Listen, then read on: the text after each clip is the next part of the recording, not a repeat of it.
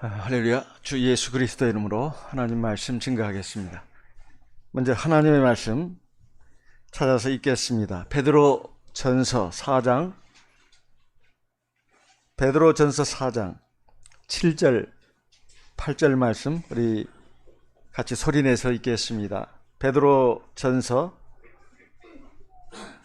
4장 7절 8절 말씀 같이 읽겠습니다. 만물의 마지막이 가까웠으니 그러므로 너희는 정신을 차리고 근신하여 기도하라. 8절 무엇보다도 열심으로 서로 사랑할지니 사랑은 허다한 죄를 덮느니라. 어제 밤에 이어서 오늘도 같이 이어지는 주제의 말씀입니다. 말세다. 그보다도 더 직접적이고 확실한 말씀은 만물의 마지막이 가까웠다. 이 말씀이 더 우리 마음속에 크게 울립니다. 주 예수께서 하나님 나라의 복음을 전파하시면서 첫 번째로 내신 메시지가 그랬습니다. 마태복음 4장 17절에 보면 회개하라 천국이 가까웠느니라. 그보다 앞서 예수님의 길을 예비하고 광야에 외치는 자의 소리로서 온 엘리야의 심령을 가지고 온 세례 요한도 주님보다 앞서서 그 말을 했습니다. 마태복음 3장 2절에 보게 되면 회개하라 천국이 가까웠느니라. 천국이 가까웠다는 것은 만물의 마지막이 가까웠다는 뜻입니다. 이제 세상이 심판받을 날이 가까웠다는 거예요. 예수님께서 이 세상에 오신 목적이 무엇인가? 이것은 하나님과 우리 사람의 사이를 화해를 이루기 위해서 오셨습니다. 그렇게 해가지고 하나님의 나라가 우리 사람에게 임하도록 하기 위해서입니다. 우리가 성경을 보게 되면 만물의 시작에 대해서 말씀하고 있는 책이 성경 맨 첫 번째 책인 창세기입니다. 그리고 만물의 마지막에 관한 그 기록을 담고 있는 책은 성경의 맨 끝에 있는 계시록입니다. 오늘 우리가 읽은 이 베드로서의 말씀은 예수님의 수제자인 베드로가 주후 약 65년경에 쓴 책으로 알려져 있습니다.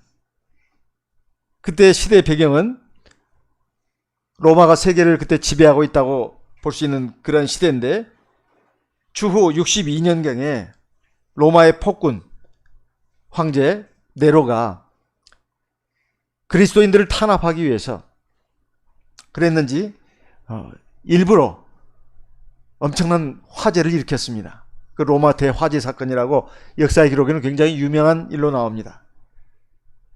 아마 자기의 어떤 욕망 이걸 분출하기 위해서 한번 불을 질러보면 어떨까, 멋있을 거야, 아마 이렇게 해서 충동적으로 했는지 모르겠습니다만 불을 질러놓고 보니까 너무 이 사람 눈에는 미치광이죠. 너무 아름답게 보인 거예요. 이야, 이거 굉장하구나. 그런데 보니까 막 로마 시민들이 막 잘못하면 막 폭동 일으켜가지고 자기를 잡아 죽일 것 같아요. 그래서 평상시에 좀 안 이껍게 보였던 이 기독교인들을 이 기회에 제거를 해야 되겠다 해가지고 그 화재 사건의 범인으로 이 그리스도인을 지목해가지고 막 탄압을 하기 시작했어요. 그때 바울과 베드로가 그 어간에 탄압을 받으면서 순교를 한 것으로 알려져 있습니다. 베드로서는 바로 그 시점 전에 쓰여진 책으로 알려져 있어요. 오늘 베드로 사도를 통해서 주신 말씀은 만물의 마지막이 가까웠다.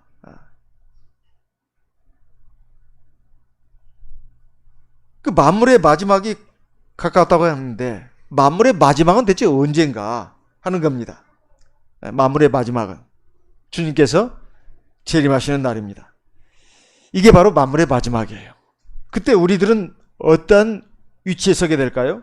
요한복음 14장 1절 2절 3절 말씀을 읽어보겠습니다. 요한복음 14장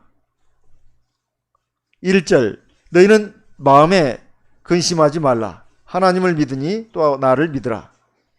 2절 내 아버지 집에 거할 곳이 많도다. 그렇지 않으면 너희에게 일렀으리라. 내가 너희를 위하여 초소를 예비하러 가노니. 3절 같이 읽겠습니다. 거기 가서 너희를 위하여 초소를 예비하면 내가 다시 와서 너희를 내게로 영접하여 나 있는 곳에 너희도 있게 하리라. 예수님께서 다시 오신다고 했습니다. 예수님 재림이라고 합니다. 그때가 세상 마지막 날이고 만물이 끝나는 날이다, 이런 말씀이에요. 그때 우리는 주님과 함께 영원한 하나님 나라에서 영원한 생명과 영원한 행복을 누리면서 삽니다. 이것이 바로 우리의 구원이 완성되는 거예요. 우리가 예수 믿고 세례받고 성령 받으면 이건 구원의 시작입니다. 그리고 이제 이 믿음의 길을 걸어가는 것은 구원의 과정이에요. 아직 완성된 게 아닙니다. 우리 구원의 완성, 우리의 구원의 실현은 우리가 하나님 나라에 들어감으로써 다 이루어지는 거예요. 그때 그것이 이루어지기 위해서 주님이 오신다는 것입니다. 주님이 재림하실 때 그 구원의 완성에 들어가려면 우리가 어떻게 해야 되느냐, 오늘 거기에 대해서 중요한 말씀을 하십니다. 바로 베드로 사도를 통해서 주신 말씀은 그러므로 너희는 근신하여 정신을 차리고 근신하여 기도하라. 먼저는 정신을 차리라고 말하고 있습니다. 정신을 차리라는 거예요. 정신을 차리라는 게 뭐냐? 주님이 오시니까 준비하고 있으라 그 말입니다. 준비하고 있으라 이 말이에요. 베드로전서 1장 13절에 보면 그 앞서서 이런 말씀을 했습니다. 베드로전서 1장 13절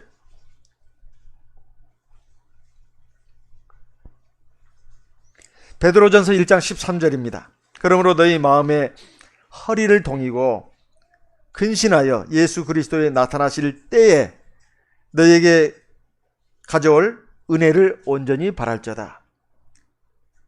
그리스도 예수에 나타나실 때, 이건 예수님의 재림을 말씀하는 겁니다. 그때 너희에게 임할 은혜를 온전히 바랄자다. 우리에게 주어질 은혜라고 하는 것이 영원 천국에 들어가는 겁니다. 영원한 생명과 영원한 복락을 누리는 거예요. 이것을 바라보면서 너희들이 해야 될 것이 있는데, 여기의 말씀도 그것입니다. 너희 마음의 허리를 동이고, 마음에도 허리가 있네요. 여기 처음 알았습니다. 마음의 허리를 동이라고 하는 것은 마음을 탁 풀어놓지 말라는 거예요. 긴장을 하라는 것입니다. 긴장을 하라는 거예요. 그리고 근신하라고 말하고 있습니다. 주의하고 조심하라는 뜻이죠. 옛날에 종들은 주인이 올 때가 되면 허리에 띠를 띠고 허리를 묶고 주인을 기다렸습니다. 이게 종이 주인을 기다리는 자세였어요. 누가복음 12장 35절부터 보겠습니다. 누가복음 12장입니다. 누가복음 12장 35절 허리에 띠를 띠고 등불을 켜고 서 있으라. 이게 옛날에 종들이 주인이 오는 것을 기다리고 있는 자세예요. 여기 띠라고 하는 것은 말씀으로 그 말입니다. 말씀으로 자기 허리를 묶고 말씀으로 마음을 묶으라 이 말이에요. 마음을 지키라 그 말입니다. 그리고 등불을 켜고 서 있으라. 이 불은 성령을 상징합니다. 성령의 기도를 하면서 깨어있으라는 거예요. 그러면서 36절에 보면 너희는 마치 그 주인이 혼인 집에서 돌아와 문을 두드리면 곧 열어주려고 기다리는 사람과 같이 되라. 이 주인은 바로 예수님을 가리키는 것이고, 그리고 혼인집에서 돌아올 때 문을 열어주면서 맞이할 그 종들은 바로 우리를 가리키는 것입니다. 말세 성도들을 가리키는 거예요. 그렇게 기다리고 있으라는 거예요. 그러면 뭔 좋은 일이 있는가? 37절 같이 읽어보겠습니다. 37절입니다. 누가복음 12장 37절 같이 읽겠습니다. 주인이 와서 깨어 있는 것을 보면 그 종들은 복이 있으리로다. 내가 진실로 너희에게 이르노니 주인이 띠를 띠고 그 종들을 자리에 앉히고 나와 수정하리라. 이 어마어마한 일, 이건 우리가 상상도 못한 일입니다. 원래 종이 주인을 섬기는 거 아닙니까? 근데 기가 막힌 일이 벌어진다는 거예요. 우리가 옛날에 종들이 주인이 오는 걸 기다리면서 띠를 띠고 주인을 맞을 준비를 하고 잠자자고 어디 가서 놀고 있고 그러지 않고, 주인이 오는 것을 기다리면서 주인한테 문을 열어드리고 주인을 맞이하는 그 종들은 정말 복이 있다는 거예요. 어떤 엄청난 복이 있느냐면 주인이 띠를 띠고 종들을 섬긴다는 것입니다. 이건 상상도 못할 어마어마한 복이 주어진다는 거예요. 천국이 그런 것입니다. 우리가 살다 보면 죽음에 대해서 많이 걱정을 합니다. 죽음이란 말만 들어도 막 기분 나빠해요. 이건 또 남의 문제인 것처럼 생각해요. 그리고 천국은 어디 가보기를 했나? 맨날 말씀으로만 말하니 뭐 추상적으로 자꾸 들린다 이 말이에요. 예. 근데 한번 생각해 보세요. 우리가 이 세상에 태어날 때를 한번 생각해 보세요. 우리가 이 세상에 태어날 때 이 세상이 이런 줄 알았습니까? 태어나고 보니까 이 세상인 거예요. 깜짝 놀라지 않았어요? 지금 몇십 년 살다 보니까 이거 괜찮네. 예. 맛있는 음식도 있고 볼거리도 많고 재미난 일들도 있고 이거 괜찮네 그래요. 그러다 보니까 살다 보니까 이 세상을 떠나는 것이 너무 무서운 거예요. 또 죽으면 어디로 가나 걱정할 거 없습니다. 천국에서 들어가는 것도 깨어나는 것 같아요. 천국에 돌아와 보니까 이게 어마어마한 거예요. 이 세상하고 비교가 안 돼. 죽음 두려워할 필요가 없습니다. 우리가 태어날 때 우리 정말 정신없이 태어났잖아요. 정신 차리고 태어난 사람 한 사람도 없어요. 그렇지만 천국에 갈 때는 좀 반대가 있습니다. 정신을 차려야 돼요. 정신을 차리고 믿음을 준비해야 됩니다. 말씀으로 허리를 동이고, 그리고 성령의 등불을 켜고 기도를 해야 된다 이 말이에요. 이게 주님을 기다리는 종의 모습이에요. 그리고 우리가 들어가서 맞이하게 되는 천국이라고 하는 것은 정말로 상상도 할 수 없는 것이에요. 그래서 빌립보서 1장에 보게 되면 바울 사도가 로마의 지하 감옥에 있으면서 자기는 아무 걱정 의심이 없다는 거예요. 자기는 두 가지 사이에 껴있다는 겁니다. 삶과 죽음 사이에 딱 껴있다는 거예요. 근데 자기 진짜 마음을 말한다면 자기는 차라리 죽는 게 좋겠다는 거예요. 왜? 주님 곁으로 가니까. 그리고 그 좋은 나라에 들어가니까. 그런데도 내가 지금 이렇게 살아있는 것은 너희를 위해서 좋다.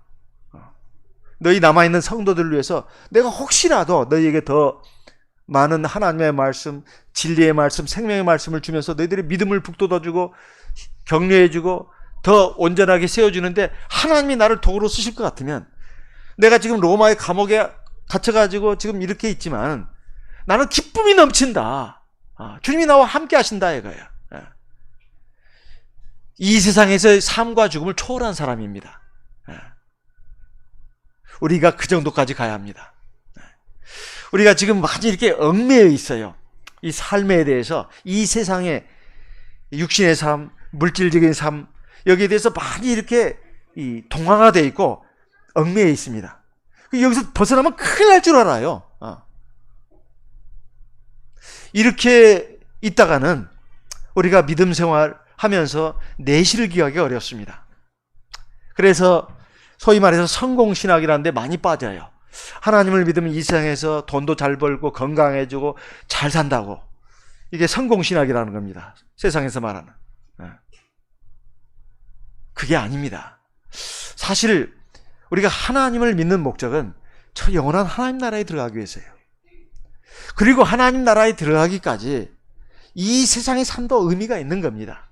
그래서 하나님이 자기를 경외하고 의지하고 믿고 순종하는 백성들은 이 세상의 짧은 생애에서도 하나님이 함께 해주시고 인도해 주시고 진정한 평안을 주신다는 거예요.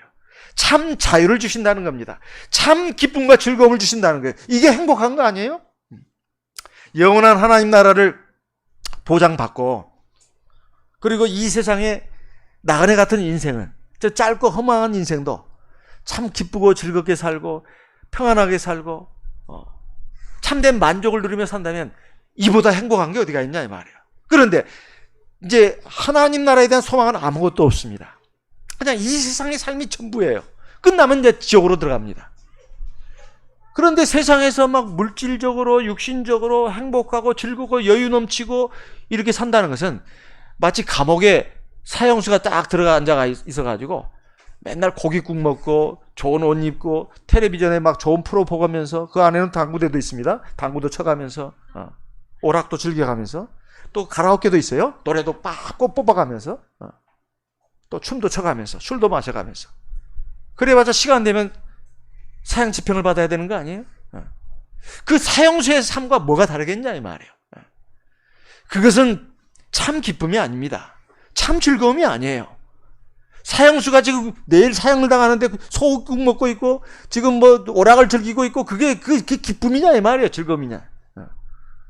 지금 곧 미연간에 닥칠 그 운명이라는 것이 어마어마하게 두려운 거예요. 아무런 소망이 없습니다. 어찌 그런 삶을 부러워할 것이냐 이 말이에요. 그리고 그 아무런 내세에 대한 소망도 없이 살아가는 이 세상 사람의 삶을 보면서 그렇게 안타까워하고 부러워하고 시기질투하고 열등감 느끼고 패배감 느끼고 그렇게 살아야 될 백성이 하나님의 백성이 돼야 되겠냐 이 말입니다. 그래서 우리는 하나님 나라에 대한 소망을 가지고 살아야 합니다. 그러려면 정신을 차려야 된다 이 말이에요. 정신을 차려야 돼요. 진짜입니다. 정신 차려야 돼요. 그래서 정신을 차리라는 것을 먼저 말하고 있습니다. 우리 지금 정신 똑바로 차리고 있습니까? 저나 여러분 지금 정신 차리고 있냐 이 말이에요. 세상의 술에 오락에 그 포도주에 취해가지고 해롱해롱하면서 지금 살고 있지는 않냐 그 말입니다. 그래서 깨어있으라고 말하고 있어요. 그런데 그것이 왜 어렵나 하면은 어제 저녁 때 말씀에도 나왔습니다만 사실 시간의 문제예요. 시간이 자꾸 이게 길어지다 보니까 우리 인간의 입장에서는 하나님 볼 때는 굉장히 짧은 시간인데 우리는 굉장히 길게 느껴진다 이 말이에요. 그러다 보니까 하나님은 사실은 굉장히 짧은 시간이고 우리에게 최대한 많이 기회를 주시려고 이렇게 지금 자꾸 늦추고 있는 거예요. 심판도. 근데 우리는 그걸 모르고 뭐 하나님은 언제 오나 이게 무슨 뭐 설마 나 때는 안 오겠지. 우리 자식들 세대나 손자들 세대에 오겠지. 이렇게 생각한다 이 말이에요. 그렇게 생각하면 안 됩니다. 사실 내가 이 세상의 육신의 생명이 끝나는 날이 주님 재림하시는 날이에요. 사실 내가 이 세상에 살고 있고서야 세상도 의미가 있는 거 아닙니까? 내가 이 세상에 없는데 세상에 무슨 의미가 있어요? 그래서 세상 끝날이라고 하는 건 두 가지예요. 하나는 진짜 주님이 세상을 심판하고 하나님 백성을 구원하러 오시는 그날이 세상 끝날이고 또 하나 그 전에 내가 먼저 세상을 떠날 수가 있어요. 그게 또 세상 끝날이에요. 내 육신의 생명이 끝나는 날이 세상 끝날입니다. 그렇게 따질 것 같으면 진짜 정신 차려야 합니다. 그리고 사람이 사람답게 살 수 있는 시간은 그렇게 많지가 않아요. 제가 수원교회 부임해가지고 보니까 얼굴도 못 본 성도님들, 내가 얼굴을 알지만은 와서 보니까 교회에 없는 성도님들이 계시더라고요. 어디 계신가 봤더니 병원에 입원해 있어요. 어떤 병으로 또는 연세가 많아서 이렇게 병원에 입원해 계신 거예요. 그래가지고 제가 지금까지 교회 심호하면서 1, 2년 사이에 그렇게 장례식을 많이 치러본 적이 없었던 것 같아요. 그것도 제가 별로 얼굴도 보지 못한 분들을 갖다가 장례식을 1, 2년 사이에 굉장히 많이 치렀습니다. 아마 저보고 그 일 하라고 또 보내신 것 같기도 하고요. 근데 장례식을 치를 때마다 병원에 입원해 있는 그 성도님들이 이게 다 우리의 모습으로 투영되어 오는 것입니다. 가까운 장래 우리들의 모습이에요, 그게 다. 근데 왜 우리는 자꾸 그걸 외면하냐 그 말이에요. 주님이 내가 죽은 뒤에 오실 수도 있습니다. 그렇지만 내 삶이 끝나는 날이 지금 얼마 안 남았는데 왜 그걸 자꾸 이해를 못하는가? 사실 우리가 자유롭게 활동할 수 있는 이 시기가 그래도 좀 의미 있게 사는 그 날들입니다. 이제 병상에 들어가서 누워가지고 그냥 그렇게 생활을 하다 보면 참 소외감 느끼고 외롭고 참 서글프고 눈물 나고 왜 안 그러겠어요? 그러면 저 생각하기 싫어요. 생각하기 싫어도 옵니다. 그날이. 그래서 우리가 그날을, 그 세상 끝날을 생각하면서 우리가 정신을 차려야 되겠어요. 그러면서 뭘 주의해야 되겠냐 이 말입니다. 누가복음 21장 34절 말씀을 보겠습니다. 누가복음 21장 34절. 누가복음 21장 34절 같이 읽겠습니다. 누가복음 21장 34절 같이 읽겠습니다. 너희는 스스로 조심하라. 그렇지 않으면 방탕함과 술 취함과 생활의 염려로 마음이 둔하여지고 뜻밖의 그날이 덫과 같이 너희에게 임하리라. 예. 스스로 조심하라. 지금 앞에 예수님이 세상 끝날 말세에 대해서 쭉 말씀하신 겁니다. 여러 가지 징조가 나타날 것이다. 근데 너희들 참 조심해라. 이건 정신 차리고 있으라는 거예요. 그러면서 특히 뭘 말씀하고 있냐면 방탕함을 말씀하고 있습니다. 이 방탕함, 그 다음에 술 취함, 생활의 염려. 이 방탕함이라는 게 뭐겠습니까? 그것은 바로 육체의 정욕을 가리키는 겁니다. 어떤 성경에 보면 탐식이라고도 번역되어 있어요. 탐식. 이건 흥청대며 먹고 마시면서 즐기는 걸 말하죠. 사람이 먹고 마시고 즐기는 것은 하나님이 주신 선물이라고 했습니다. 전도서 5장 18절에도 보면 하나님이 주신 바 그 일평생에 먹고 마시며 해 아래에서 수고하는 모든 수고 중에서 즐거움을 누리는 것이 선하고 아름답다. 이건 하나님이 주신 복이라고 했어요. 그런데 여기에서 보면 먹고 마시고 즐기는 것이 왜 죄가 되냐의 말이에요. 도를 넘어서는 걸 말합니다. 먹고 마시고 즐기는 이 삶에 완전히 매몰되는 걸 말하는 거예요. 이게 삶의 주 목적이 되는 걸 말하는 겁니다. 이걸 방탕이라고 하는 거예요. 술 취함은 거기에서 아주 형제 같은 것처럼 붙어 있는 것입니다. 이건 술 마시는 것만 말하는 게 아니에요. 이 세상에서 쾌락을 추구하는 걸 말합니다. 우리가 매일매일 하루하루 사는 것이 쉽지 않습니다. 심신이 많이 고단하지요. 그러면 누구나 다 할 것 없이 본능적으로 휴식을 원합니다. 그리고 주말쯤 되면은 여가 활동을 하기를 원해요. 여가 활동. 자기 취미 적성을 따라서 여가 활동을 하기를 원합니다. 이것은 다음 한 주를 위해서도 필요합니다. 필요해요. 하지만 그렇다 할지라도 그 여가 활동, 취미 생활 이런 것들이 우리의 삶의 목적이 돼서는 안 됩니다. 이게 키포인트예요. 어디까지나 취미 생활, 여가 활동을 끝나야 되지 그것에 그냥 또 매몰돼서도 안 된다 그 말입니다. 생활의 염려도 마찬가지입니다. 먹고 마시는 거, 입는 거 우리 삶에 있어서 아주 기본이 되는 것들이죠. 그렇지만 우리가 세상을 사는 동안 우리가 육신을 가지고 이 세상을 사는 동안 하나님은 우리를 돌봐주신다 이 말이에요. 그분은 우리의 아버지이시고 우리는 그의 자녀가 되기 때문에 하나님이 절대로 외면하지 않습니다. 근데 그것을 믿지 않는 게 문제예요. 믿지 않고 세상 사람처럼 어떻게 먹고 사나, 어떻게 하면 더 잘 사나. 항상 사람들이 꿈꾸는 것이 다른 사람과 비교하면서 생활 수준을 높이는 데다가 초점을 둬요. 하류층은 중류층, 중류층은 상류층, 상류층은 더 높은 생활의 단계를 원하는 거죠. 이것을 이끌어 성경에서는 탐욕이라고 말하는 겁니다. 탐욕. 생활의 염려에서 탐욕으로 나가는 거죠. 이런 것에 사로잡히게 되면 하나님의 지위라는 복된 신분을, 하나님의 자녀라는 복된 신분을 잃어버릴 가능성이 많습니다. 그래서 마태복음 6장에 보면 그런 사람의 삶이 사실은 눈에 보이지 않는 우상을 섬기는 것과 같다는 것을 주님이 말씀하셨습니다. 마태복음 6장 24절 말씀을 보겠습니다.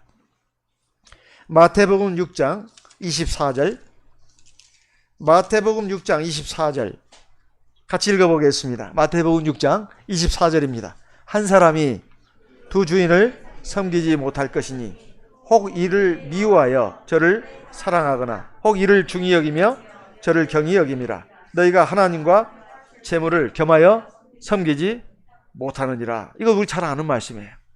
재물이든 하나님이든 둘 중에 하나만 섬겨야 된다는 거예요. 아니, 우리가 무슨 재물을 섬깁니까?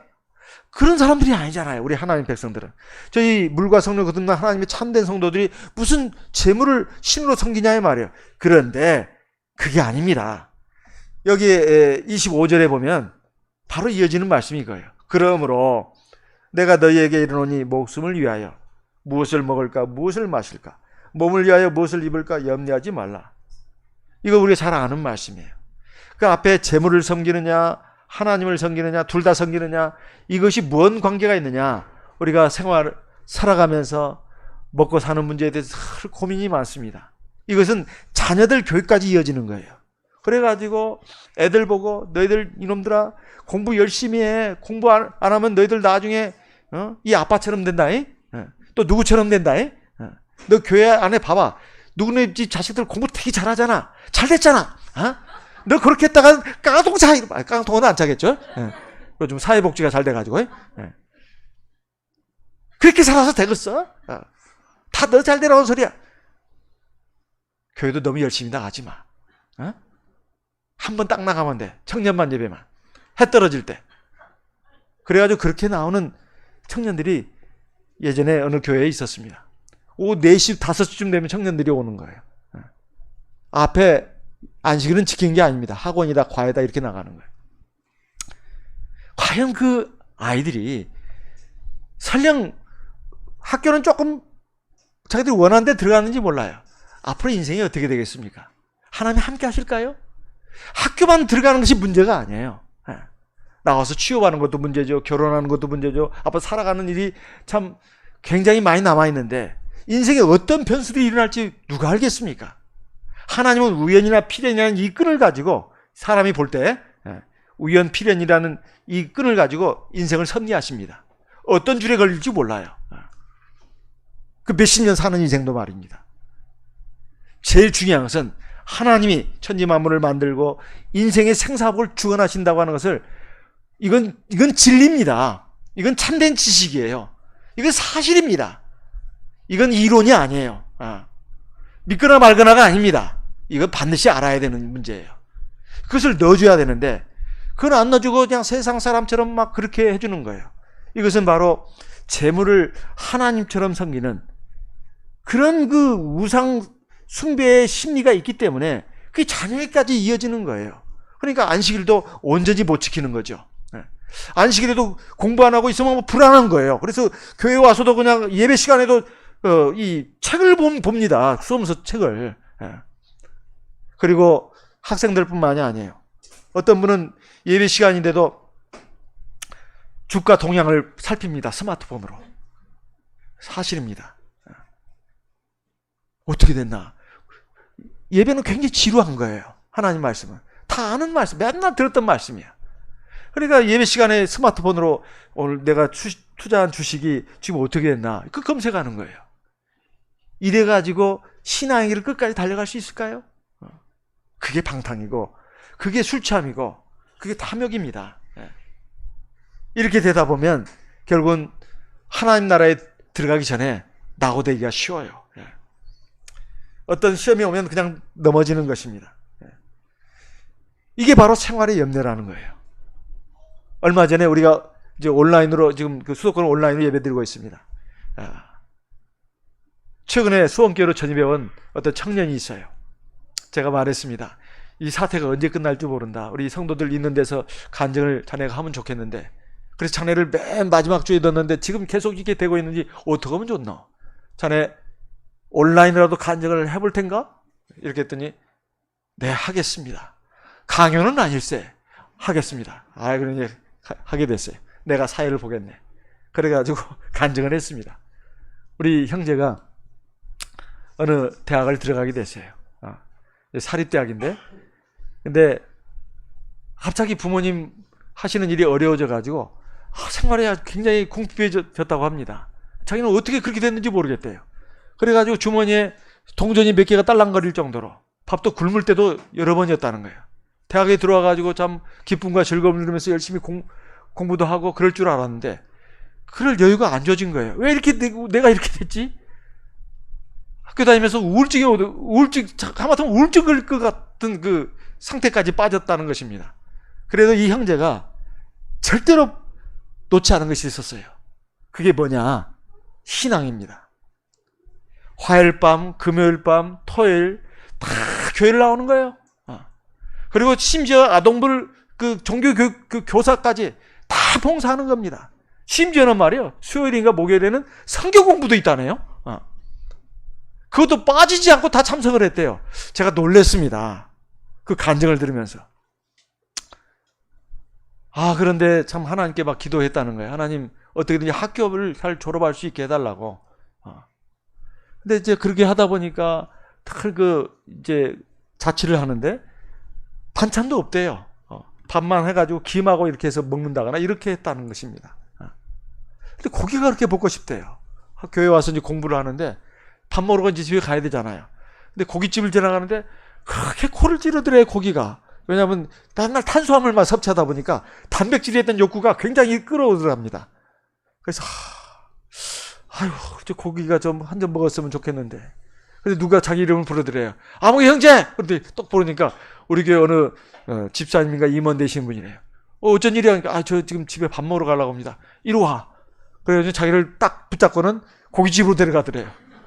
그래 보니까 자기 가족들 오래간만에 고기 회식을 하려고 모여있더래요. 거기서 눈치 안 보고 그냥 엄청 먹었답니다. 고깃값이 많이 나왔을 거라고. 근데 이 형제에게 하나님이 길을 열어주셨어요. 이제 3학년이 돼서 2학년 이제 후반쯤 되면 ROTC 지원하지 않습니까? ROTC 됐어요. 이제 졸업하면 이제 장교로 가는 거죠. 근데 3, 4학년 동안에 방학 때마다 군사훈련 받는 거예요. 이제 대학 졸업하고는 바로 군대로 들어가는데 소위 계급장 달고 들어가는 거예요. 그런데 말이에요, 그래도 이제 3, 4학년 그 공부할 것이 참 걱정되는 거예요. 학비 이것도.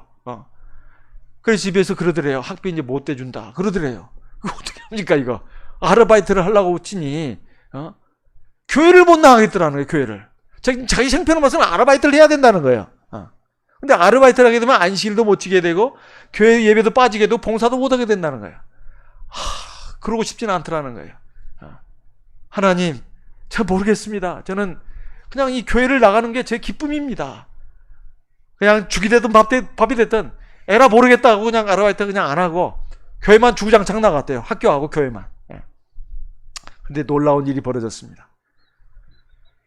이제 ROTC가 됐지 않습니까?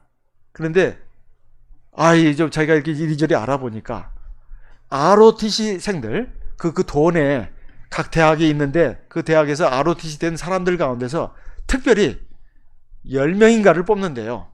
그래가지고 4년 장학금을 준답니다. 학비 전액을. 1학년, 2학년까지도 다 준대요.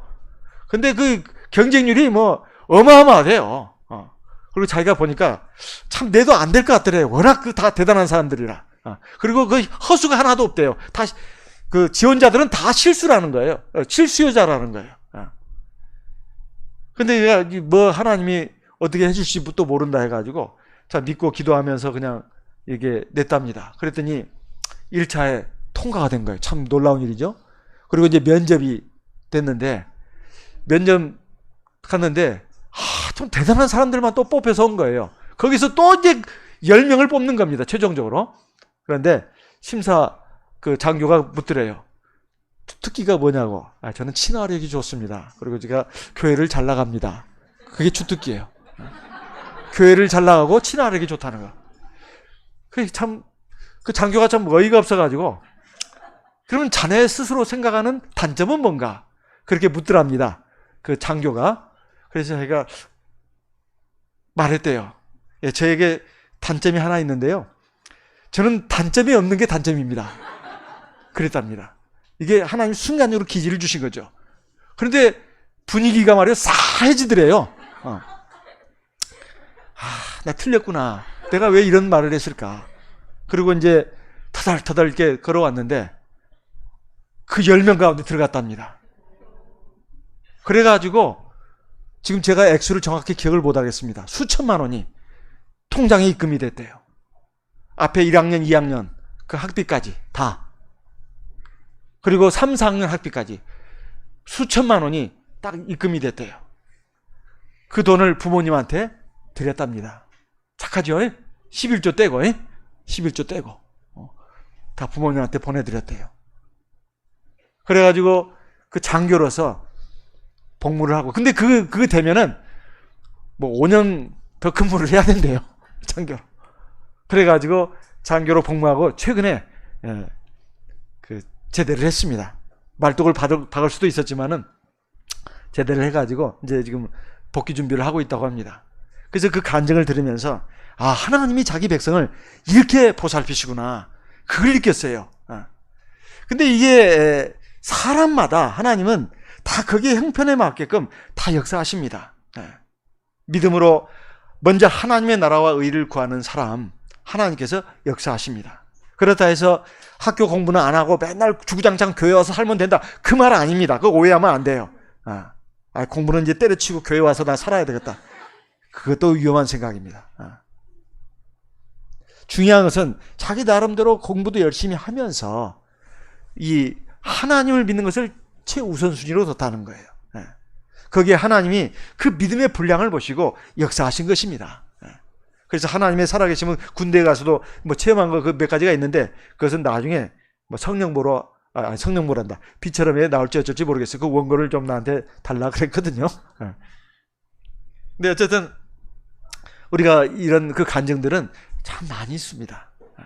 그래서 우리가 살아가면서 먹고 사는 문제에 대해서 너무 지나치게 근심 걱정해서는 안 되겠습니다. 육체, 그러려면 우리가 반드시 정신을 차려야 된다, 이런 말이에요. 그리고 두 번째는 근신해서 기도해야 합니다. 베드로전서 4장 7절 말씀을 읽어보겠습니다. 베드로전서 4장 7절. 만물의 마지막이 가까웠으니 그러므로 너희는 정신을 차리고 근신하여 기도하라. 근신하여 기도하라. 근신한 게 뭐겠습니까? 하나님의 영, 성령 안에서 항상 자기를 성찰하는 것을 근신이라고 정의할 수 있겠습니다. 하나님은 우리의 영적인 상태를 누구보다도 더 잘 아십니다. 그래서 우리가 성령으로 기도할 때 성령께서 우리를 위해서 탄식하면서 간구하신다고 했는데 바로 그 이유 때문에 그렇습니다.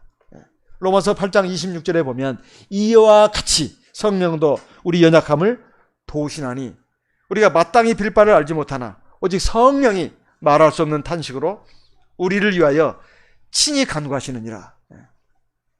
우리가 근신해서 기도하면 성령은 우리 마음을 감동시킵니다. 그래가지고 우리 영혼이 항상 깨어있게 해요. 우리 영혼을 소생시킵니다. 그러면서 우리에게 능력을 주신다 말이에요.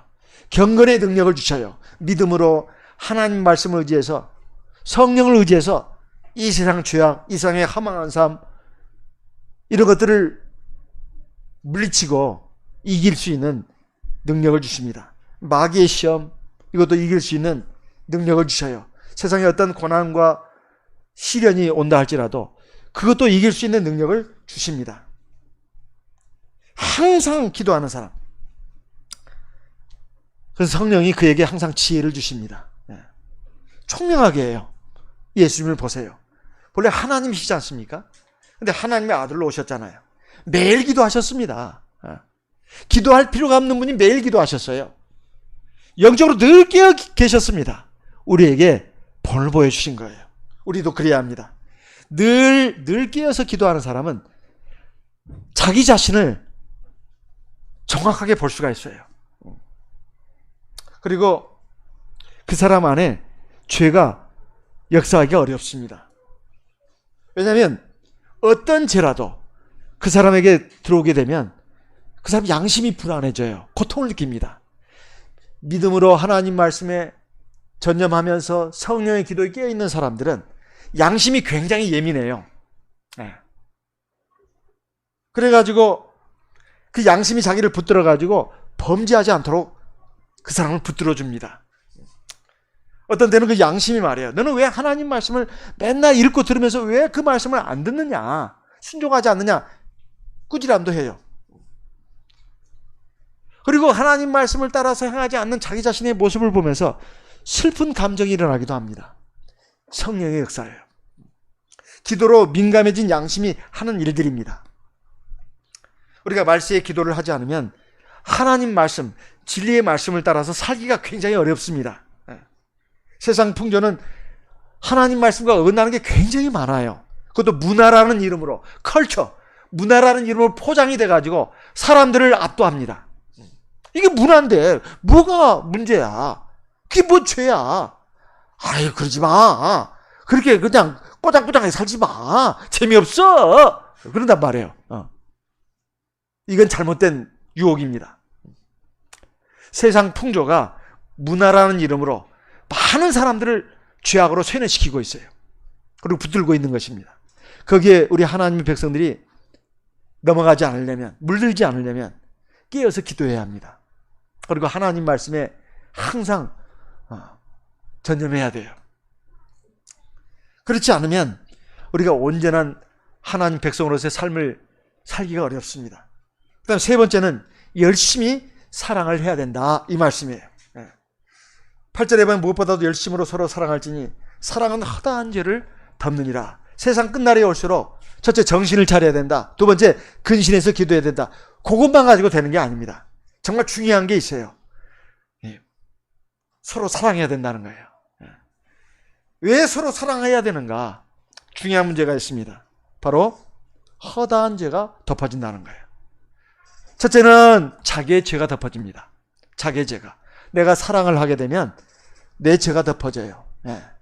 그리고 내가 사랑을 하게 되면 상대방의 죄가 하나님께 용서를 받습니다.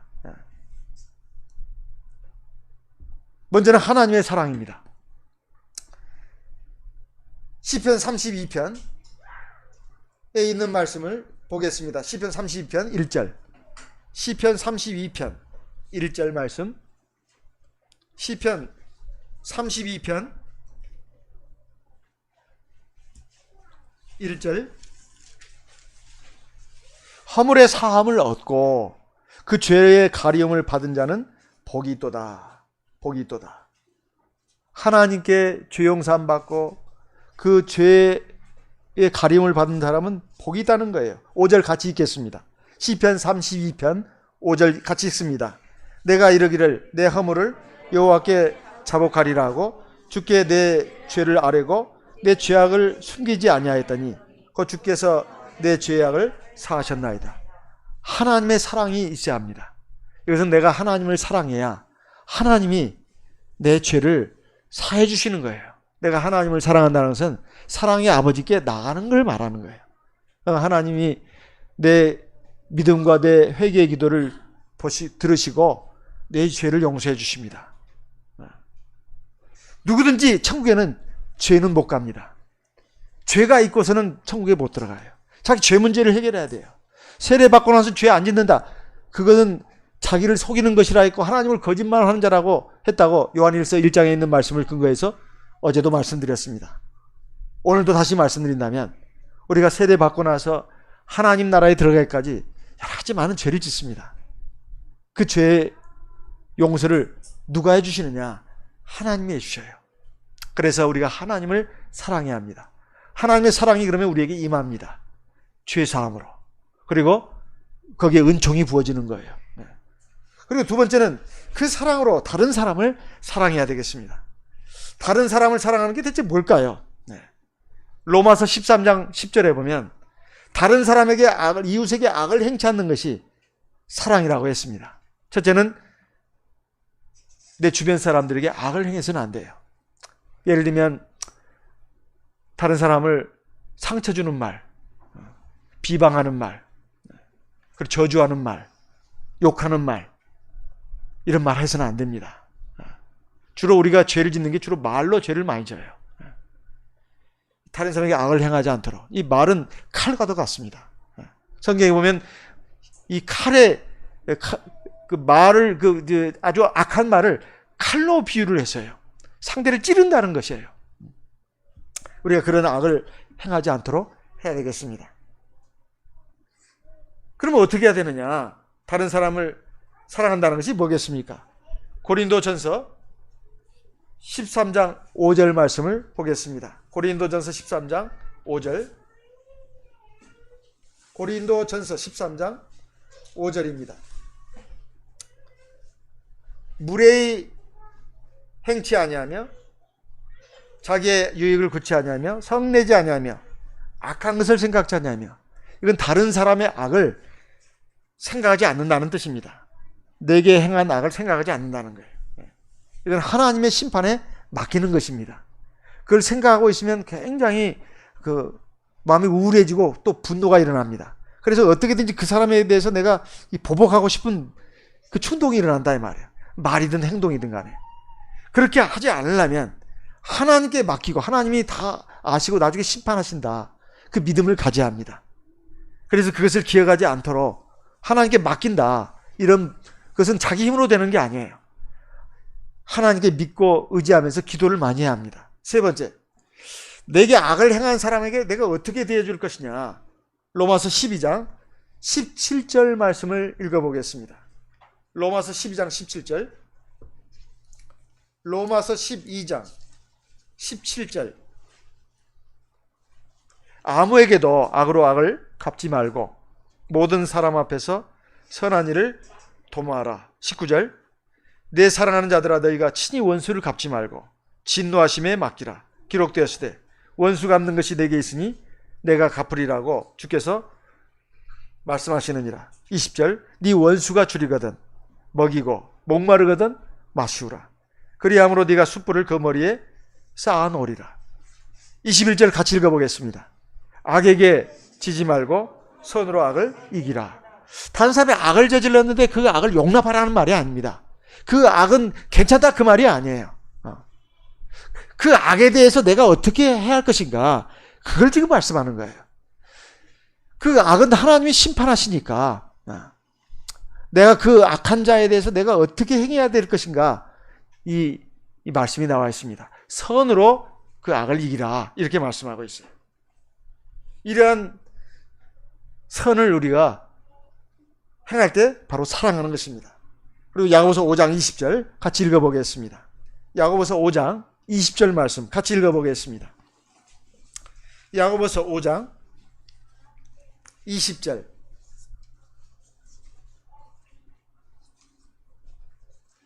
야고보서 5장 20절 같이 읽겠습니다. 너희가 알 것은 죄인을 미혹한 길에서 돌아서게 하는 자가 그 영혼을 사망에서 구원하며 허다한 죄를 덮을 것이니라. 사실 이 미혹을 받아가지고 진리를 떠나고 또 세상으로 빠져나간 사람들, 우리 하나님의 백성들 가운데 적잖이 있습니다. 이런 사람들을 내버려 둘 것이 아니라 그들을 위해서 끊임없이 우리가 기도해야 합니다. 그리고 기회가 되는 대로 그들이 하나님께로 돌이키도록 우리가 노력을 해야 합니다. 그렇게 해서 그가 들으면 한 형제를 얻은 것입니다. 듣지 않으면 이건 하나님께서 이제 버림받은 사람이라고 이제 봐야 되겠죠. 하지만 누구든 간에 육체의 생명이 붙어있는 한은 기회가 주어진 것입니다. 기회가 주어진 거예요.